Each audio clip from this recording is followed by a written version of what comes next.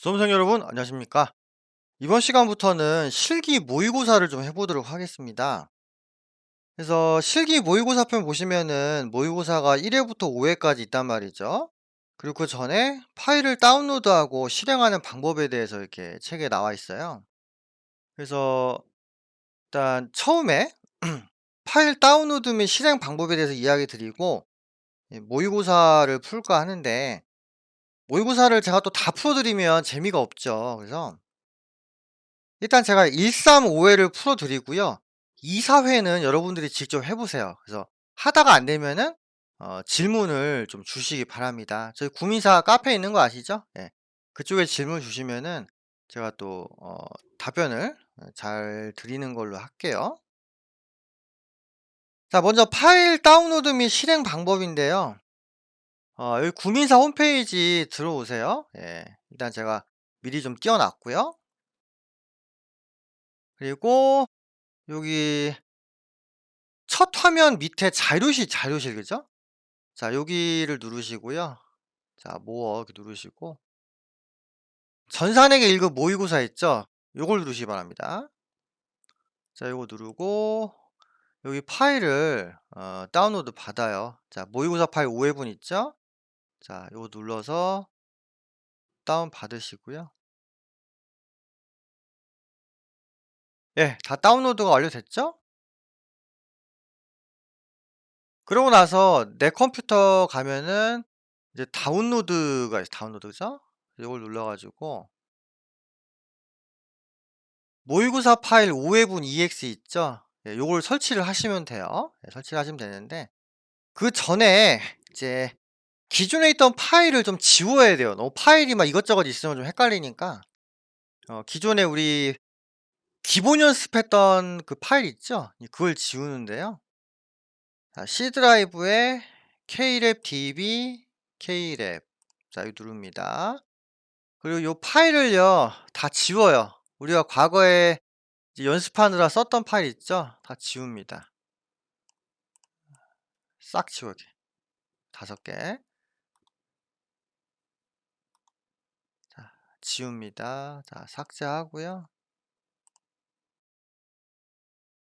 자, 이러고 나서 다시 다운로드 폴더 가 가지고 모의고사 파일 5회분 EXE를 설치를 한번 하는 거죠.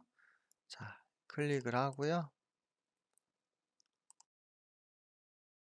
자, 압축 경로는 제가 설정해 놨으니까 그냥 이거대로 하세요. 예. 자, 압축 해제 누르시고 그럼 이제 새로운 파일이 또 5개 생겼죠. 그죠? 예. 요 가지고 연습을 하는데 이제 1 회, 3 회, 5회 하고요. 2, 4회는 여러분들이 스스로 연습을 좀 해 보시라는 얘기예요. 예. 다 닫겠습니다. 그리고 K랩 프로그램을 여세요. 자, 클릭하시고 예. 그리고 요 회사 등록 가셔 가지고요. 회사 코드 재생성을 누릅니다. 그죠? 그럼 이게 없어지고요. 우리가 방금 다운받았던 파일이 나타날 겁니다. 자, F4 누르시고 예스. 그러면은 이렇게 5개가 나오죠? 예. 요 가지고 문제를 푸는 거예요. 닫으시고요. 종목은 뭐 전산액 1 급이니까 당연히 뭐 그냥 요거 그대로 하면 되고 드라이브도 웬만하면 바꾸지 마세요. 예. 바꿔 봐야 별 도움도 안 됩니다. 그다음에 회사 코드. 자, 모의고사 1 회의 경우에는 이제 한강이죠, 한강. 그래서 이제 0823 이거 하는 거고요. 3 회가 구미산업이고 5 회가 나라전자예요. 예, 책에 보시면 다 써 있으니까 여러분들이 책을 좀 보면서 요 강의 들으시면 되죠. 자, 그래서 한강 확인 누르시고 이제 문제를 풀 건데요. 그 실기 모의고사 풀이할 때 주의사항이죠, 주의사항. 예. 요거는 실제 기출문제의 경우에 똑같이 나와요. 일단은 그 실기 문제 익숙해지시라고 제가 최대한 그 실전 문제와 비슷하게 포맷을 맞췄는데요. 자, 보시면 다음과 같은 내용이 나오죠. 자, 실기 모의고사 풀이 시 주의사항. 여섯 번째, 여섯 번째. 조그마한 네모 여섯 번째 내용인데요. 일단 전산회계에서는 일반 기업회의 기준 나옵니다. 자, IFRS, 즉 한국채택국제회의 기준은 거의 안 나와요. 안 나와 그냥. 여지껏 나온 적이 없어요. 예. 일반 기업회의 기준이라고 보시면 되고요. 그리고 저희가 전표 입력할 때 그 주의할 거 있죠? 일반 전표가 있고 메인 매출이 있단 말이죠. 그래서 일반 전표 입력할 때는 적요 입력을 생략하지만 타계정 대체할 때는 적요번을 택한다. 적요 8번. 예, 이거 기억하시고. 그다음에 채권 채무 관련된 거는 거래처를 반드시 써라. 거래처 코드를 입력을 해야 되고요. 그다음에 500번대, 800번대 구분하는 거. 요런 게 이제 주의해야 될 사항이라는 거죠. 그리고 메인 매출 전표 입력할 때도 비슷합니다. 다만 이제 메인 매출 전표 입력할 때는 그 전자세금 계산서나 계산서에 전자입력 여부, 그죠? 요거 좀 주의해야 되고, 그다음에 그 유형 있죠, 유형. 그리고 유형에 따라서 부수적으로 써야 되는 것들이 있어요. 고까지 주의를 하시면 된다는 거죠. 그래서 챕터 1에서 이제 파일 다운로드 및 실행 방법에 대한 설명이 있으니까 여러분들이 요 내용을 좀 보시고 설치를 하시면 된다는 거죠. 결론은 뭐다? 우리가 기존에 연습하느라 썼던 파일이 있죠? 그걸 다 지우고요.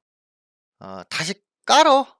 그죠? 모의고사 파일 다시 깔고, 그 다음에 K랩 첫 화면에서 회사 코드 재생성을 눌러가지고 이제 뭐 실행을 하라, 뭐 이런 거죠. 자, 그럼 본격적으로 이제 실기 모의고사를 보겠습니다. 실기 모의고사는요, 진짜 실전 문제하고 비슷하게 구성이 되어 있습니다. 그래서 거의 비슷해. 거의 99.9%. 예. 문제 순서도 비슷하고요. 문제 유형도 비슷하고 난이도도 최대한 가깝게 맞췄습니다. 그렇기 때문에 여러분들이 잘 보고 연습을 하시면 충분히 실전에서 도움을 받을 수 있을 거라는 거죠. 실기 모의고사 1회 보면은 처음에 이제 회사에 대한 설명이 나와 있어요. 사실 크게 중요한 건 아닙니다. 그냥 뭐 회사가 있고 뭐 스포츠 용품을 판매하는 법인 회사고 뭐 팔기고 뭐 이런 얘기 나와 있죠. 이제 물음에 답하시오 돼요. 물음에 답하시오. 문제 1번에 보면은 기초정보 관리에 대한 내용이 있죠. 기초정보 관리는 이제 세 문제 나온다고 했습니다. 그래서 이제 요게 10점이고요. 가장 이제 이슈가 되는 게 정기분 재무제표 수정하는 거라 했죠. 그래서 원손이제 암기해서 순서대로 입력하라고 이야기 드린 바가 있습니다. 그 외의 것들은 그렇게 어렵지는 않은 것 같아요. 자, 그럼 문제 1번부터 볼게요.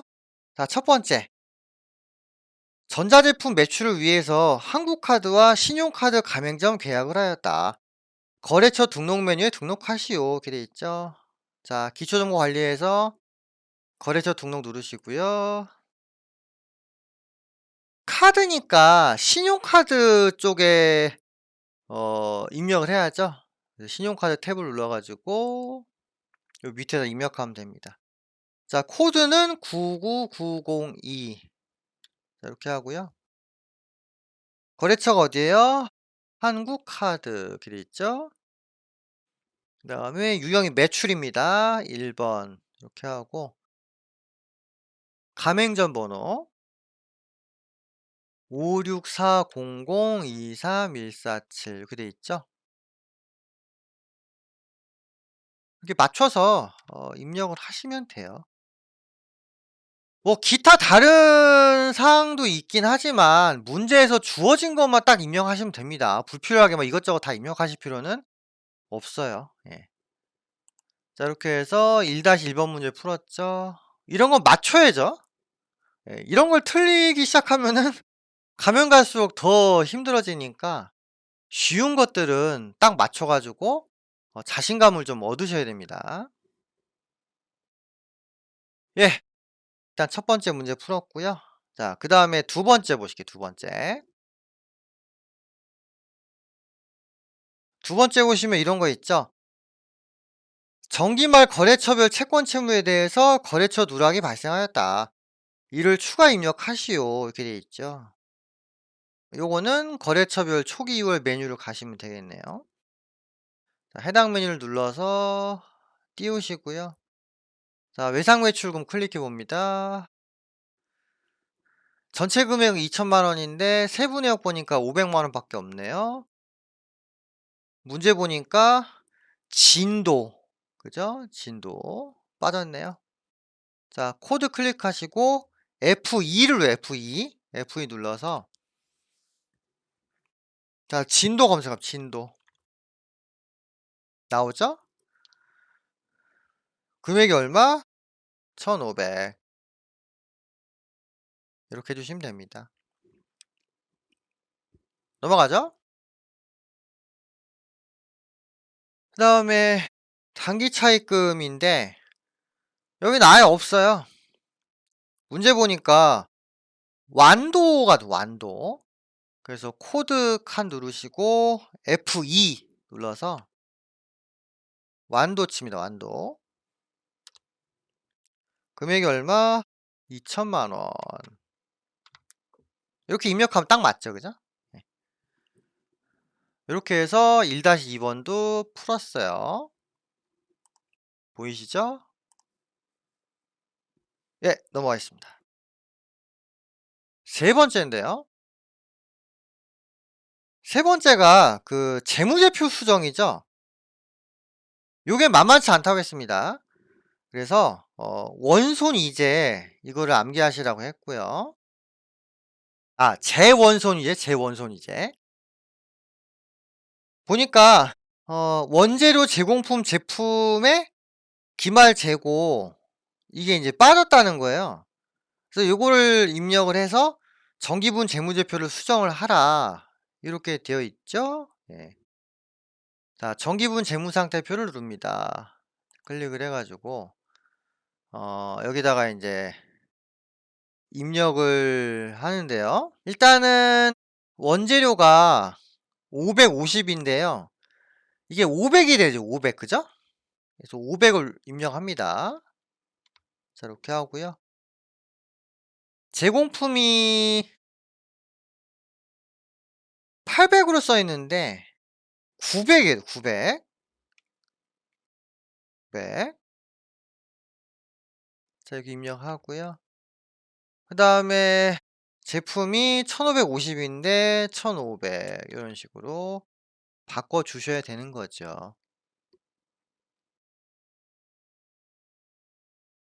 자, 이렇게 하면은 제품 원재료 제공품 금액이 맞게 수정이 되고요. 이것 때문에 다른 내용들이 또 바뀌게 되겠죠. 그죠? 예. 자, 원손이제. 자, 원부터 갑니다. 원가 명세. 자, 정기분 재무상태표 데이터가 변경돼서 기말 제공품 재고액이 변경됐습니다.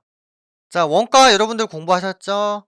예, 기말 제공품이 바뀌면은 단기 제품 제조원가 바뀌고요. 그 다음에 기말 원재료 바뀌면은 직접 재료비가 바뀌죠?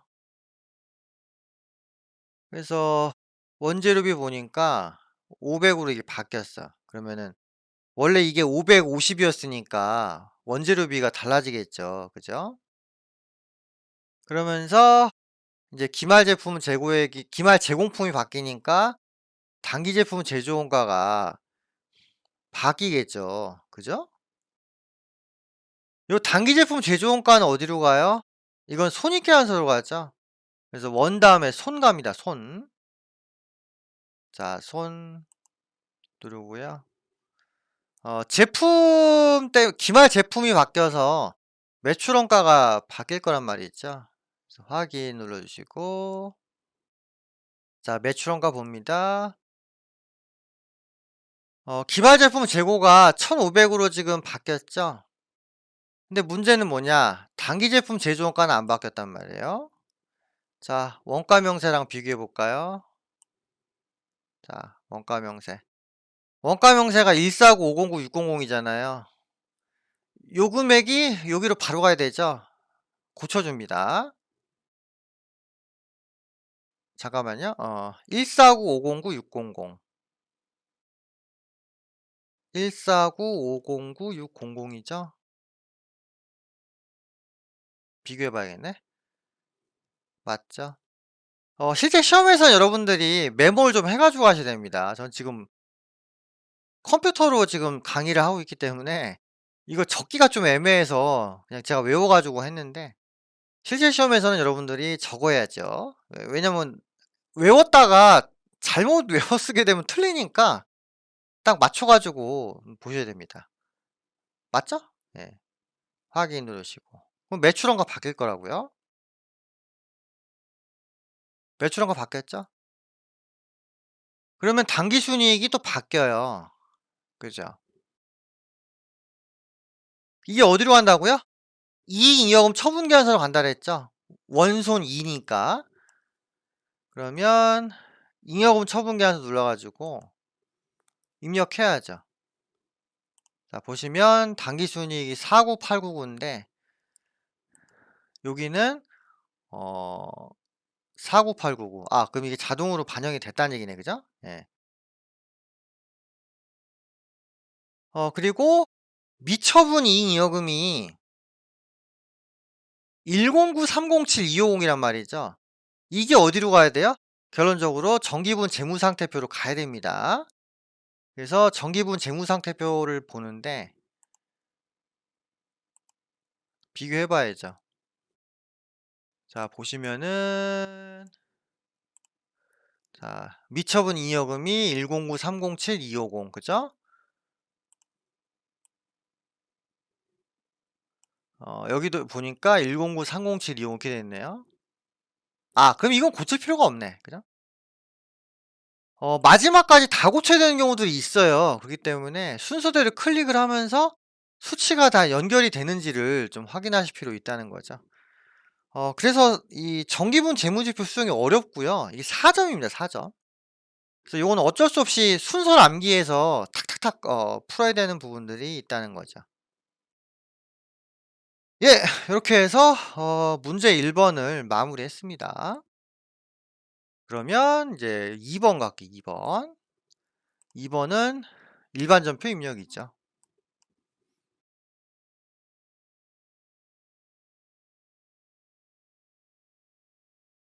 자, 2번에 보시면 그 다음과 같은 내용이 있어요. 그죠? 다음 거래 자료를 일반전표 입력 메뉴에 추가 입력하시오. 그리고 일반전표 입력할 때는 부가세를 고려하지 말라 이렇게 돼 있죠. 제 그 책에 보면은 이론에서 문제 풀 때 부가세 고려하지 말라는 내용 그 주의사항이 몇 개 있었어요. 그죠? 기억나시죠?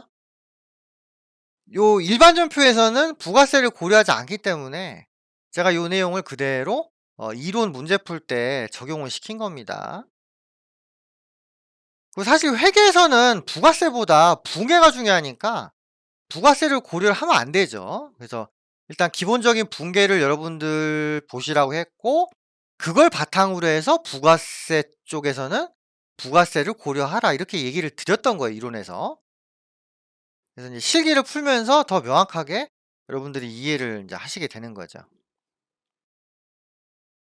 그러면 이제 문제 2번 볼 건데요. 부가세는 입력하실 필요 없습니다. 자, 첫 번째. 자, 7월 10일이고요.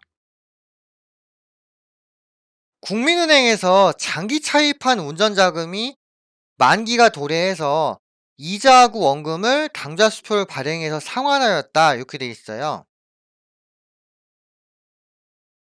일단 당좌수표를 발행을 했다는 거는 당좌예금에서 돈이 빠진다는 거죠. 그래서 분괴를 어떻게 하면 돼요? 일단 돈을 줘. 대변에 당좌예금 이렇게 하고 이자하고 원금을 합치면 2,012만 원이죠. 그죠? 그러면은 기존의 장기 차입금하고 이자 비용 지급한 거를 차변에 입력하면 된다 이 소리잖아요.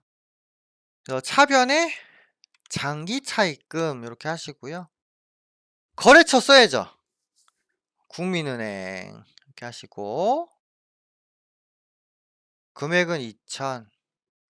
그다음에 차변에 이자 비용.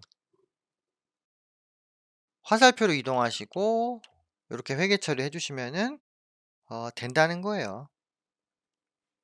이거 우리 기본 연습에서 봤던 거 아니에요, 이런 거? 그죠? 예. 넘어가죠?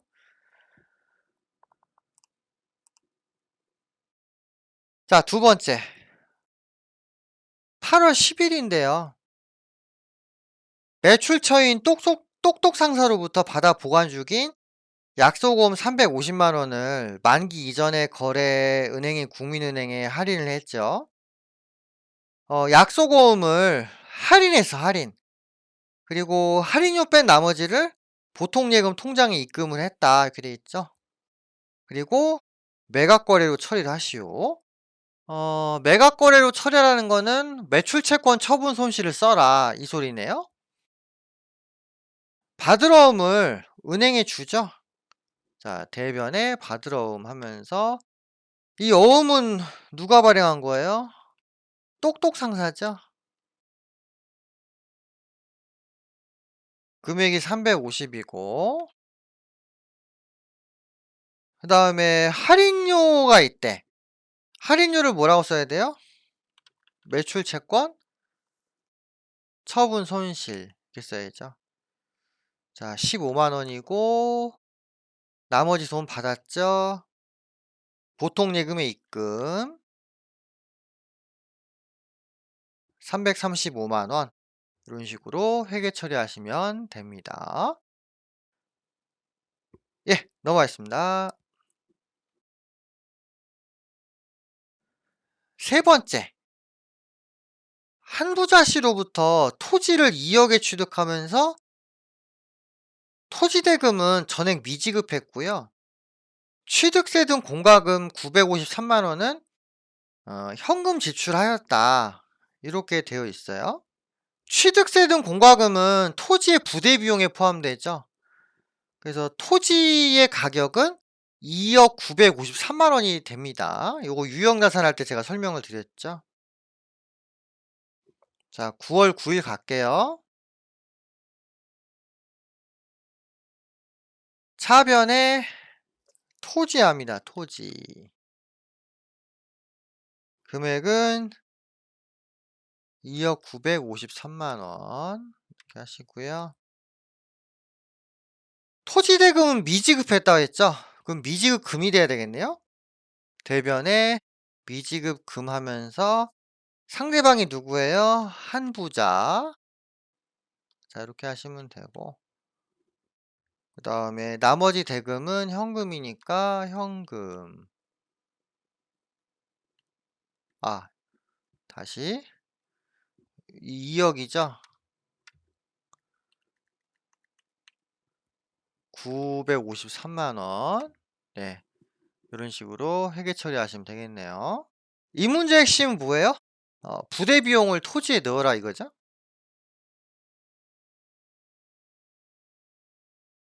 넘어가겠습니다.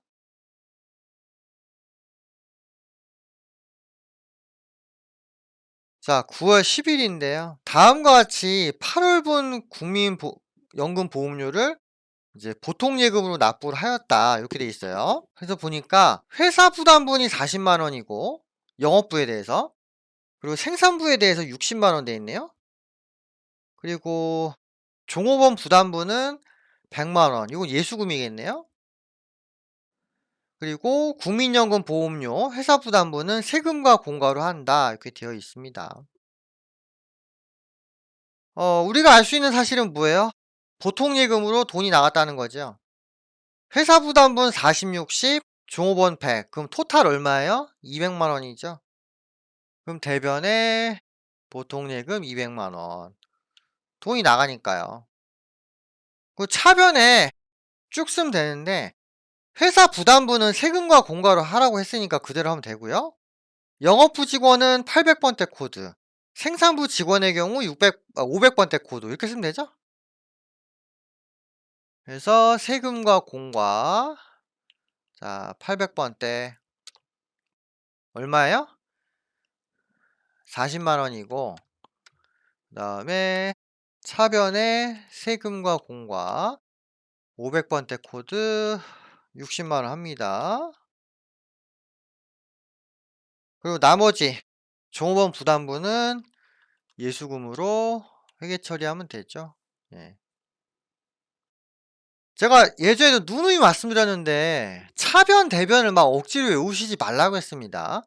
어차피 대부분의 거래는 보면은 돈을 받거나 주거나가 무조건 한쪽에 가게 돼 있어요. 그래서 잘 모르겠으면은 뭐 지금 이걸 예를 들자면은 돈을 줬어. 그럼 대변에 보통 예금을 써요.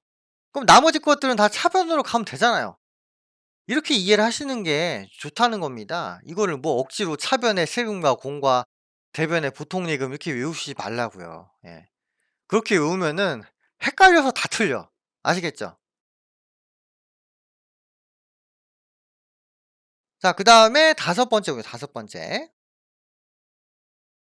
자, 다섯 번째 보시면은 9월 20일 돼 있죠? 자, 9월 20일 이렇게 보시는데요. 과거에 대손이 확정돼서 대손 충당금과 상계 처리한 게 있는데 이게 보통 예금에 들어왔다고 합니다. 그리고 대손세액은 공제하지 말라고 돼 있어요. 그러면 그냥 우리 회계에서 공부했던 대손된 채권 회수 분괴를 하면 돼요. 자, 보통 예금으로 돈 들어왔죠? 차변에 보통 예금 얼마? 40만 원이고요. 그럼 대변에 대손 충당금 쓰면 되네. 그죠? 근데 아무거나 쓰면 안 되죠? 외상 매출금과 관련된 거 109번 코드를 쓰면 되죠? 자, 이렇게 쓰면 됩니다. 예, 단순하죠? 넘어갈게요. 자, 그 다음에 여섯 번째, 여섯 번째. 자, 11월 12일인데요. 당사에서 생산한 제품 1000개를 복지재단에 현물 기부했답니다.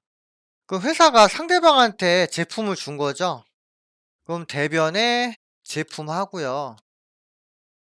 이 경우에는 물건을 판 게 아니잖아요. 기부했으니까 적요에다가 몇 번을 쓴다? 적요 8, 타계정 대체. 그러면 이게 매출원가에 반영되는 게 아니고 기부금으로 갈 거라, 기부금. 자, 8번입니다. 이건 암기하세요. 8번. 이렇게 하시고요. 자, 대변에 금액 얼마요? 2,000원에 1,000이니까 200만 원이죠. 예. 타계정 대체 쓸 때는 무조건 원가를 씁니다. 원가. 문제가 어렵게 나오면 시가가 같이 나올 수 있거든요. 물건을 판 게 아니기 때문에 원가를 써야 돼요. 원가. 그리고 차변에 기부금 이렇게 하면 되잖아요. 그죠? 예. 화살표로 이동하셔 가지고 분계를 마무리하시면 되죠. 예. 이렇게 해서 일반 전표 입력을 다 했습니다. 어 제가 기본 수업 때 말씀드렸던 게 거의 그대로 나오고 있죠. 그죠? 그 실제 문제 보시면요. 제가 말씀드린 거랑 비슷합니다. 난이도를 보통 일정하게 조절하려고 하기 때문에 막 독창적으로 어렵거나 대단히 해괴한 문제는 거의 안 나와요. 그런 게 한두 개 나오면은 그건 패스하고 딴 걸 먼저 풀어야 됩니다. 아시겠죠? 저희 시험 70점 맞으면 되는 거니까 너무 무리하게 하실 필요 없습니다. 그리고 적절히 해도요. 80 몇 점은 대부분 나오니까 일단 기본적인 거를 잘 학습을 하실 필요가 있고요. 자, 이렇게 해서 일반 전표 입력 끝났습니다. 자, 그다음에 뭐 보시냐면은 메인 매출 전표 입력. 문제 3번에 보면은 메인 매출 전표 입력이 있죠. 자, 요거 눌러 주시고요. 유형 주의하셔서 유형. 자, 문제 3번. 메인 매출 전표 입력 메뉴에 입력하시오. 자, 첫 번째 문제. 8월 3일이죠. 자, 8월 3일.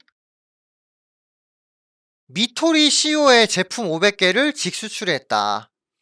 유형이 몇 번이죠? 요 밑에 나오죠? 16번, 16번. 자, 품목은 뭐다? 문제 제품 나와요, 제품. 수량은 400개고요. 아 500개죠, 500개. 죄송합니다. 자 수량 500개고요. 단가가 개당 $400인데 환율이 1,100원이라고 되어 있죠. 그럼 400 곱하기 1,100 하면은 44만 원인가요? 그럼 공급가가 2억 2천이 되겠네. 그죠? 그리고 공급처는 미토리 누르면 되고요. 자, 영세율 구분 몇 번이죠? 해외 직수출이니까 1번이죠? 예. 확인 누르시고 이거는 문제에서 안 나와 있으니까 넘어가세요. 만에 하나 문제 나오면은 그대로 입력을 하시면 됩니다. 근데 이 문제는 이 내용이 없죠? 자, 그다음 붕괴. 혼합을 하시죠, 혼합. 문제에서 대금을 외상으로 한다 해서 외상. 일단 제품 매출은 맞고요. 대변에 뭐라고 쓰면 돼요? 외상 매출금. 이렇게 쓰면 되죠. 예. 어렵지는 않네요. 넘어가겠습니다. 두 번째. 9월 10일이죠. 9월 10일. 판매된 제품이 하자가 있어서 반품이 됐답니다. 자, 수정세금계산서 발급을 하라고 되어 있지요? 예. 그리고 외상매출금과 상계 처리하였다. 자, 이렇게 반품 관련된 문제가 나올 때 있는데요. 나올 때가 있어요. 근데 어렵지 않습니다. 원래 판매했던 매출을 그대로 쓰고요. 금액만 마이너스로 땡기면 돼요. 예. 그러니까 금액이 줄어드는 것 뿐이지 거래 양상이 바뀌는 게 아니잖아요. 일단 우리가 물건을 팔았으니까 매출이고요. 전자세금 계산서를 받았다고 돼 있죠. 자, 유형 11이고요. 그죠? 유형 11이고 어, 문제에서 보니까 품목이 스포츠 용품이라고 돼 있어요. 자, 세금 계산서에 보면은 내용이 다 나오거든요. 거기에 맞춰서 하시면 돼요. 수정 전자세금 계산서 하단에 보면은 수량이 마이너스 50 돼 있습니다. 마이너스 50. 그리고 단가는 2만 원 이렇게 돼 있고요. 그대로 쓰시면 돼요. 그대로. 공급처가 어디죠? 원래 서울이었죠. 서울. 그리고 전자 여부는 여하시고 붕괴는 혼합하세요. 그리고 원래 이거 외상으로 했었죠. 외상. 그죠? 그럼 차변에 외상 매출 금 이렇게 하시면 됩니다. 차변 대변을 반대로 바꿔 써야 되지 않냐? 이렇게 생각할 수 있는데요. 요 부가세 부분이 수정이 안 돼요. 이쪽 위에 클릭하셔도 뭐 바꿀 수가 없죠. 차대변을 이렇게 반대로 해가지고 수정 붕괴가 안 된다고요. 그래서 금액을 마이너스로 하는 겁니다. 이해되셨죠? 이렇게 반품 같은 거 나오면은 원래 매출하는 대로 하시고요. 금액만 바꾸시면 되고 보통은 수량을 마이너스로 합니다. 금액이 마이너스인 경우는 없으니까요. 수량을 마이너스로 해요. 예. 자, 이렇게 해서 2번 문제 했고요. 자, 세 번째 보세요. 세 번째. 9월 23일입니다.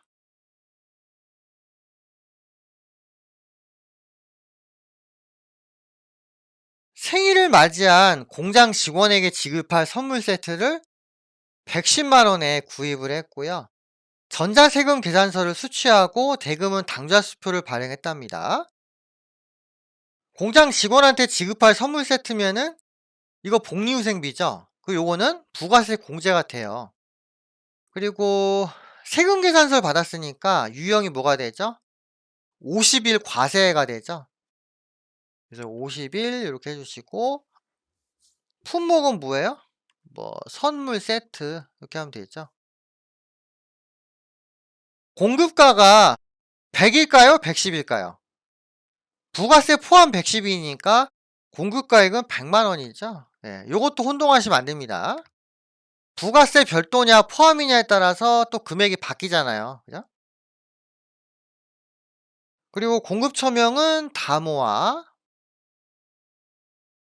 전자여부의 여, 붕괴 혼합 이렇게 하시고요. 원재료 아니죠?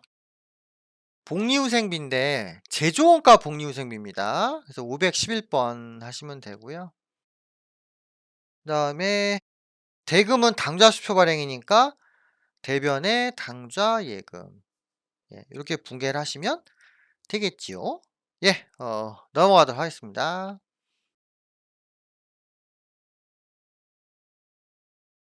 네 번째,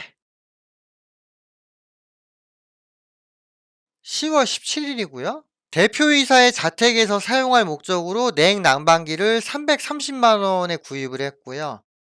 요거는 부가세 별도네요. 그죠? 그리고 당사 명의로 세금 계산서를 발급받았고, 대금은 당좌 수표로 지급했고 가지급금으로 처리하는 이렇게 돼 있어요.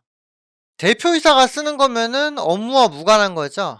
그러면 매입세액 불공이란 말이죠. 그래서 유형은 몇 번? 54. 54 그죠? 54 하시고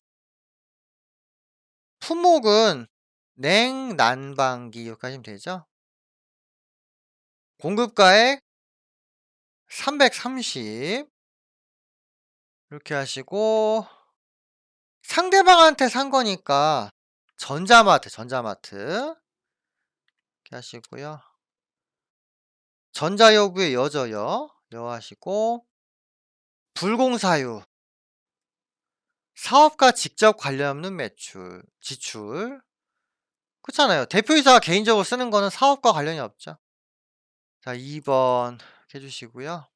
자, 붕괴는 혼합합니다. 차변에 대표이사의 가지급금을 왔어요. 가지급금.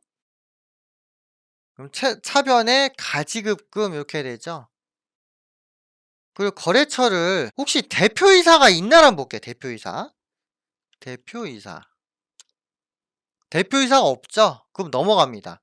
과거 문제 보면은 대표이사가 있었어. 여기에 대표이사. 근데 여기는 보니까 대표이사는 없네요. 그죠? 그럼 넘어가고요.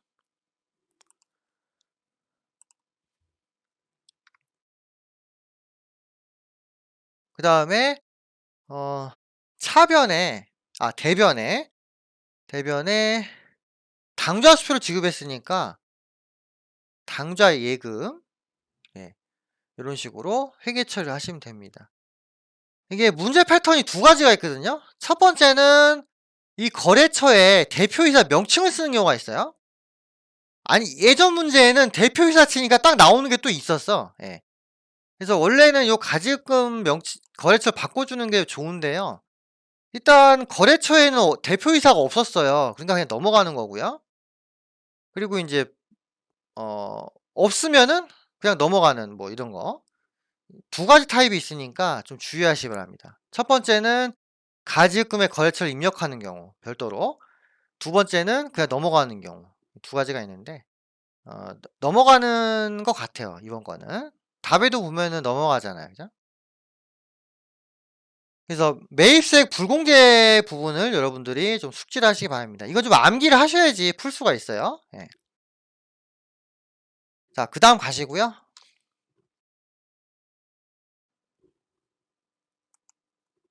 다섯 번째죠? 자, 10월 27일이고요.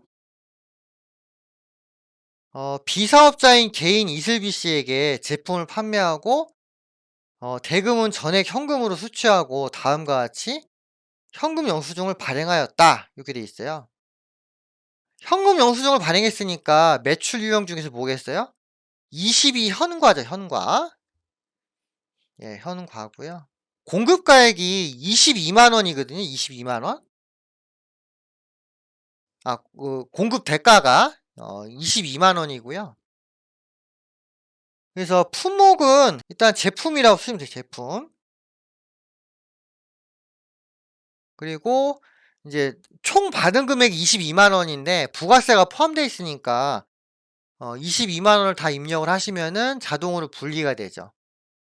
세금 계산서는 공급가액 부가세 나눠서 하셔야 되는데 카드나 현금 영수증 또는 무증빙 같은 경우는 공급가액에 부가세까지 모두 포함을 시키셔야 됩니다.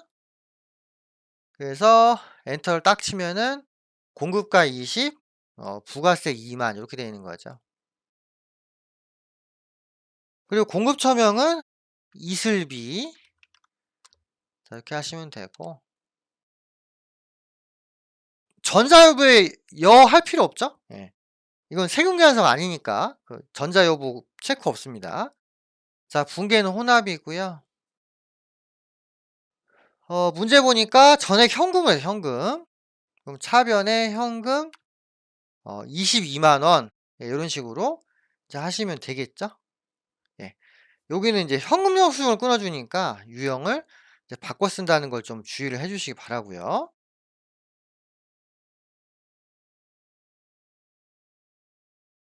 자, 그다음 보십니다.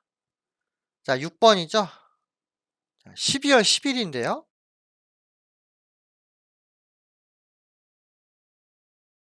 서울 컨설팅으로부터 컨설팅을 받고요.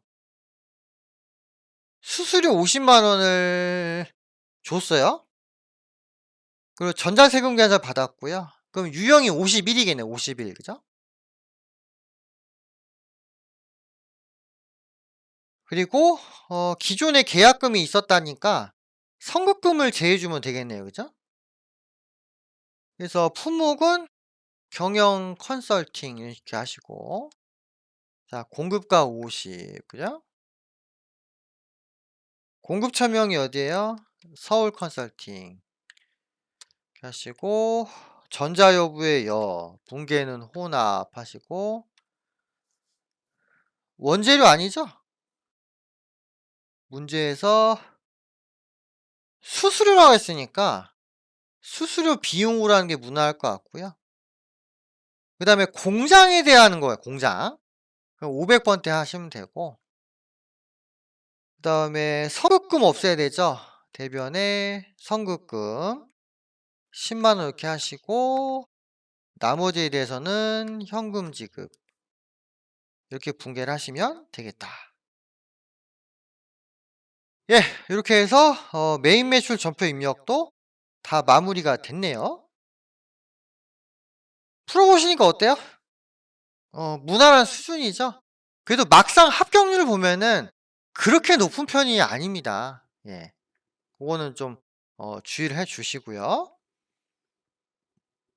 그래서 부지런히 연습을 하셔 가지고 실전에서 실수하지 않는 게 필요합니다.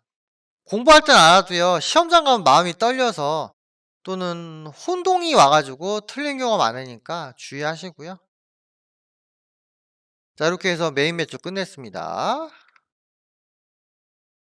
자 그다음 가시죠, 그다음. 그다음에 보시면은 오류 수정이죠. 요거 꼭 2개 맞추시라고 했습니다. 자 첫 번째는 보니까 뭐 지방 출장에 대한 분계가 누락이 됐다고 하고요. 내용을 읽어 봐도 부가세는 없어요. 그러니까 1 번은 일반 전표로 가는 거고 2번 같은 경우는 뭐 전자세금 계산서 어쩌고 한 걸 보니까 전자세금 계산서니까 메인 매출이겠죠. 그죠? 그래서 1 번은 일반 전표 입력, 2 번은 메인 매출 전표 입력. 여기 가서 고치시면 됩니다. 자 첫 번째. 자 8월 15 일인데요. 붕괴가 없네요. 붕괴가 없어. 그래서 보시면 지방 출장비에 대한 거니까 이건 여비교통비가 되겠고요. 그리고 뭐 가지급금으로 했다는 내용이 없어요. 그러니까 그냥 여비교통비로 하시면 돼요. 자, 차변에 여비교통비. 판관비죠? 영업부사원이니까. 30만 원이고 대변에 보통예금. 예, 이렇게 분개해 주시면 되겠네요. 아 요건 단순하게 붕괴 누락된 거를 인제 넣는 거네요. 그죠? 가지급금 정리하고는 좀 다르니까 여러분들이 약간 주의를 해 주시기 바랍니다. 아시겠죠? 자, 그 다음에 두 번째. 메인 매출입니다. 메인 매출인지 일반 전표인지 구분하는 방법은 이제 세금 계산서라는 표현이 있느냐 거든요. 그래서 뭐 세금 계산서 어쩌고 하면은 메인 매출 전표에 들어간 내용이다. 이렇게 이해를 하시면 되겠어요. 자, 9월 15일인데요. 비품을 330만 원에 팔았어요. 그래서 공급가 부가세 이렇게 있고 여수에 처분했고요. 뭐 좀 많은 것 같아요. 근데 보니까 감가상각 누계액을 고려하지 않고 회계 처리하였다 이렇게 돼 있어요. 비품 취득 금액은 600이고 누계액은 350이다 이렇게 돼 있죠.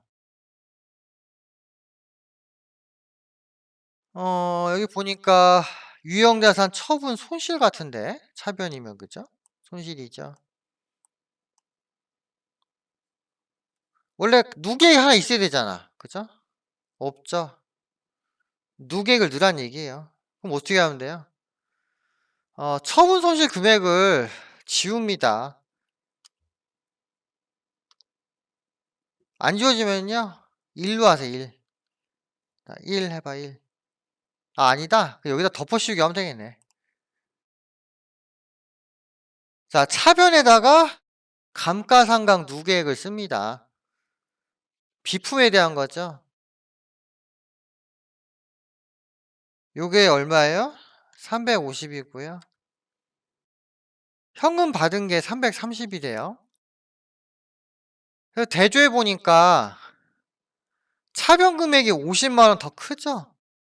그러면 처분 손실이 아니고 뭐예요? 처분 이익이란 얘기예요. 그래서 대변에 유형자산 처분 이익. 자, 이렇게 하시면 되죠. 별게 있습니까? 예. 예, 이렇게 해서 일단 두 번째 문제까지 했어요. 예. 크게 어려운 내용은 아닌 것 같습니다. 그러니까 이런 거는 맞추셔야 되죠. 맞춰야 돼. 예. 모의고사 1회 같은 경우는 전체적으로 그렇게 어려운 건 없어요. 자, 이렇게 해서 4번 넘어갔고요. 그 다음에 5번이죠, 5번. 자, 결산 정리사항인데요. 일단 결산할 때는요, 수동인지 자동인지를 먼저 구분해야 됩니다. 그래서 문제를 읽어보니까 3번이 자동 같아, 3번. 만약 잘 모르겠으면요, 결산자료 입력을 눌러서 한번 비교해 보세요, 비교. 자, 1번부터 1월부터 12월 이렇게 한 다음에 감가, 대손, 퇴직, 그죠? 그 다음에 재고, 무형자산, 세금 뭐 이런 거 있단 말이에요. 그러니까 문제하고 요 화면에 있는 내용을 대조해가지고 자동을 먼저 발라낸 다음에 자동 아닌 거를 이제 12월 30일 일반지표 입력에 추가한다는 거죠. 예. 그래서 일단 3번은 자동이고요. 1번하고 2번은 수동이다. 이렇게 보시면 됩니다. 그래서 1, 2번부터 먼저 할게요. 자, 일반전표 입력이고요. 자, 12월 31일. 결산분계는 12월 31일이죠. 외상매입금 계정 중에 외상매입금이 600만 원이 있는데요. 요게 5,000달러고요. 기말의 환율이 1,100원이랍니다. 그럼 5,000달러에 1,100원 하면은 요게 550만 원이잖아요. 그죠? 외상매입금이 600만 원 있었는데 기말에 계산해 보니까 550만 원으로 줄었어. 그러면은 외상대금이 50만 원 감소한 거니까 좋은 거죠. 차변에 외상매입금 하고요. 거래처가 어디에요? 코메리. 자, 50만 원 하고 대변에 외화 환산 손실 이익하죠. 외환산 이익. 50만 원 이렇게 분개해 주시면은 되겠지요. 그죠? 자, 그다음에 두 번째 보시면 두 번째. 보험료 1년분에 대해서 모두 자산으로 했답니다. 자산. 이 얘기는 뭐예요? 선급 비용으로 했다는 거죠. 선급 비용. 자, 요런 류의 문제가 나올 때 어떻게 한다고 했어요? 이건 답을 좀 보면서 하시죠. 올해 비용이 얼마인지를 먼저 계산하라고 했잖아요. 그죠? 그러고 나서 기존 분기랑 비교해 가지고 플러스 마이너스 알파 이렇게 하라고 했죠. 일단 자산으로 했으니까 올해의 보험료 비용은 없어요. 없는데 9월 1 일부터잖아요. 9월 1 일부터. 그죠? 그러면은 9, 10, 11, 12니까 4개월 치부는 올해 비용이란 얘기죠. 그러면은 제조 부분 180 하고 관리 부분 60에다가 각각 12분의 4를 곱해 보세요. 그럼 제조 부분 보험료는 60만 원, 판관비 보험료는 20만 원 이렇게 될 거라고요. 그래서 원래 이제 보험료가 60, 20 나와야 된단 말이죠. 그런데 자산 처리했으니까 보험료가 0이죠, 0. 비용이 0이라고요. 따라서 비용을 추가해 줘야 되죠. 그래서 차변에 보험료 500번대 180에 3분의 1이면 60이잖아요. 그리고 차변에 보험료 20이고요. 그리고 기존에 자산으로 했다는 거는 선급비용으로 했다는 거니까 대변에 선급비용 80 이렇게 해주시면은 된다는 거죠. 만약에 이 문제에서 모두 비용 처리했다면은 거꾸로 비용을 60, 20을 남겨야 되니까 선급 비용을 120, 40을 만들어야 돼요. 그런데 이 문제 같은 경우는 아예 비용이 없는 상태니까 비용을 늘리는 거죠. 예. 그래서 요거는 그 올해 속하는 비용이 얼마인가 이걸 정확히 계산하는 게 되게 중요합니다. 안 그러면은 엉뚱하게 회계 처리가 나올 가능성이 있어요. 자, 이렇게 해서 첫 번째하고 두 번째 거 했고요.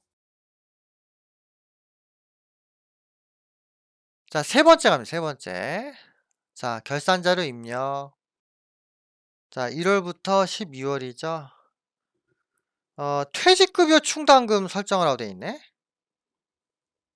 그죠? 총무부 직원에 대해서 1,500만 원, 생산부 직원에 대해서 1,080을 설정을 하고 돼 있네요. 이 금액을 퇴직급여로 추가하라는 얘기죠. 자, 노무비. 자, 생산부 직원 얼마 추가? 1,080. 그리고 총무부. 여기 판관비죠. 내려가지고 1,500. 이렇게 입력을 하면 됩니다. 자, 그러고 나서 가장 중요한 게 뭐라 했죠?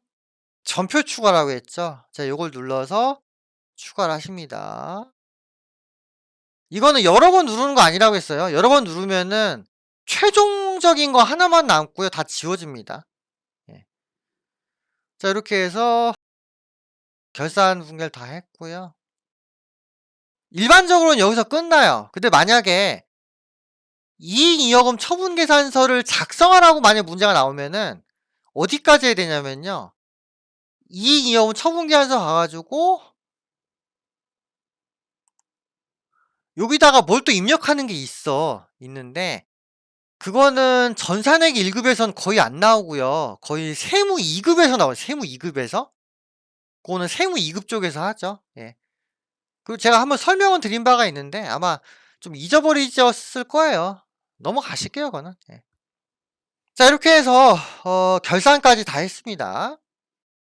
그럼 마지막으로 인제 장부 조회를 해야 되는데요. 원래 실제 문제에서는 요 첫 화면 밑에 장부 조회 값을 입력하는 칸이 따로 있어. 근데 이거는 그냥 제가 연습용으로 만든 거기 때문에 여기에는 그 칸 없습니다. 차후에 이제 기출문제 풀이할 때 제가 좀 이야기를 드릴게요. 저희 기출문제 나중에 좀 더 풀어봐야 되거든요. 그때 이제 딱 완벽하게 여러분들이 마스터하시고 이제 시험장 가시면 됩니다. 자, 첫 번째 보실게요. 자, 4월 말 현재 외상매출금 잔액이 가장 큰 거래처명과 금액이 얼마인가 이렇게 되어 있죠. 요거는 거래처 원장을 하셔야 되죠. 그 장부관리에서 거래처원장 가시고요. 4월 말이니까 1월 1일부터 4월 30일까지 하시고, 외상매출금이면은 계정 코드가 108이죠? 그리고 거래처에다가 엔터 치시면은 전체 거래처가 다 나옵니다. 자, 이 상태에서 외상매출금 잔액이 제일 큰 데가 어디죠? 미림상사네. 만약에 모르겠으면 잔액을 클릭해 보세요. 여기 클릭하면 이게 그 금액 순서대로 딱 정리되거든요. 그래서 잔액을 딱 누르면은 제일 큰 거부터 나옵니다. 이렇게 확인하셔도 돼요. 미림상사죠? 그래서 답이 미림상사고요. 잔액은 1,900만 원입니다. 실제 문제 풀 때는 요거를 프로그램에 입력을 해야 돼. 입력하는 칸이 따로 있거든요. 일단 저희는 그냥 확인만 하고 지나갈게요. 그래서 첫 번째 답은 미림상사 잔액 1,900 이거고요. 자, 두 번째. 상반기에 발생한 보험료 중 제조경비에 해당하는 금액은 얼마인가? 특정 금액과 특정 기간을 물어보고 있죠. 그러면 월계표. 자, 월계표 누릅니다. 그냥 6개월치니까 1월부터 6월 이렇게 하면 되죠? 보험료인데 제조경비. 그럼 제조원가 쪽이겠네요. 쭉 내려서 제조원가, 제조경비에서 보험료를 찾아보세요. 이 문제에서는 전체 경비가 얼마냐 이렇게 나왔거든요. 그죠? 만약에 현금 대체 나눠져 있을 때 현금만 쓰시면 틀립니다. 전체를 물어보고 있으니까 전체 금액 봐야죠. 전체 금액은 224만 원이네요. 그죠? 됐고요. 그다음에 마지막으로 1기 확정 신고 기간 동안 세금 계산서 발급분하고 공급가액이 모두 얼마인가? 이렇게 되어 있습니다. 자, 세금 계산서 발급분에 대해서 물어보는 거니까 화면 위에 부가가치 탭 눌러가지고 신고서 가야죠. 신고서. 공급가액 물어보죠. 4월 1일부터 6월 30일이죠. 세금계산서 발급분의 공급가액. 세금계산서 발급하는 경우 두 가지죠. 일반적인 발급하고 영세율일 때 로컬일시 내국신용장 발급분. 자, 찾아봅니다. 자, 공급가액 1억 영세 3,500이 돼 있죠.